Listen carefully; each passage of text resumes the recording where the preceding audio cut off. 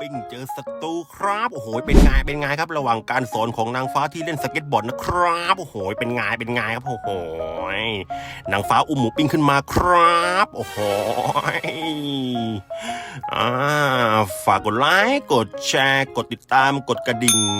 ให้ปั่นสบายสไตล์มิสเตอร์ซูด้วยนะครับขอบคุณครับไปกันต่อครับ